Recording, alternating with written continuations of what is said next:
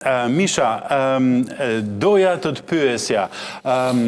si po përjetohet nga mediat, por edhe qarqet politike, këto debate mes presidentit Trump dhe aleatëve të tij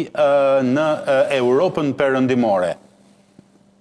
Kam vënë re një deklaratë zëdhënëse së Ministrisë Jashtme Maria Zakharova, që deklaroi që në këtë krizë të marrëdhënieve mes Shtetit Bashkuar të Amerikës dhe aleatëve perëndimor janë fajtor vetë perëndimorët me politikat e tyre të shkuara, vasale, pak determinuese, ku zëri i tyre o dëgjohej pak ose dëgjohej hiç, dhe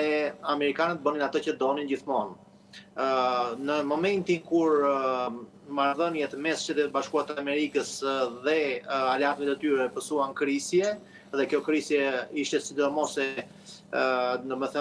pranishme në situatën e Groenlandës dhe vazhdoi më tej, po sigurisht që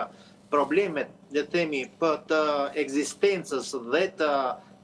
mirë menaxhimit të NATO-s kanë qenë që në mos gaboj vitin e 2015, kur vetë Macroni deklaroi që NATO është e vdekur, e atëherë dhe u desh konflikti i Ukrainës që të rinjallte NATO. Pra, nga njëra anë, këto janë edhe plak të vjetra që po rihapen edhe falë sigurisht politikës presidentit Trump, po këtu është edhe një diçka ndoshta dhe personale e Trumpit ndaj establishmentit perëndimor të tanishëm aktual. Ai ka, nuk ka shumë simpati për Macronin dhe sulmi i tij i fundit mediatik e dëshmon këtë gjë, nuk është në, le të themi, është në marrëdhënie korekte me Stramer, por